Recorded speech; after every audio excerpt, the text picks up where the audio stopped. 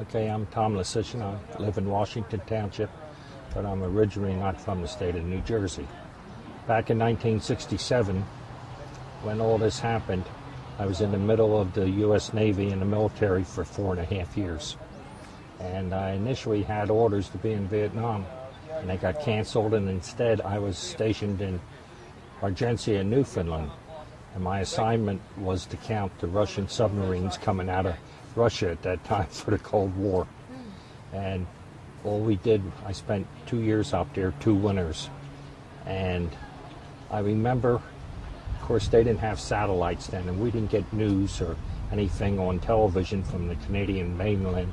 So we just had film clips that would come up on the supply planes. And when we heard about this, I remember we were all concerned because being in the military and with what was going on and at the height of the Cold War, when we found out about this, we were all, inquisitive. Where's Glassboro? Never heard of it.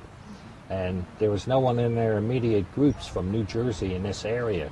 So we ran over to the personnel office just to find a map of the U.S. and try to find out where it is. And we didn't get any daily feeds until a week or so later when we had a news clip thrown up, and just to hear what went on. And I guess just during the time that it was going on, we'd sit around and having coffee or whatnot saying, well, what do you think they're talking about? What do you think's going on? How's this going to affect us?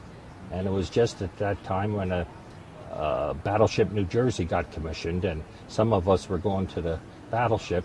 And like I say, my orders initially was going to be in Vietnam to radio coordinates to the battleship. But instead, I had a top secret security clearance, and I decided I'd better be used up there keeping track with the Navy P-3 squadron. And we kept track of every Russian nuclear sub that came out of Russia. And that's about all I have to say. And that's why we were so interested in what was going on here, because we knew it at a moment's notice that we could be pulled anywhere due to the world and what was going on in the world, and we were just very hopeful that something good would come out of this and it would fall out a little bit and have better relations with the Russians. Wonderful. It's good. It's so good to hear a military man's perspective on the events at the time. Then you eventually settled in the area? Yeah, when I got out of the Navy, I worked for 36 years for the Philadelphia Inquirer, and I retired, and I work part-time doing some things here.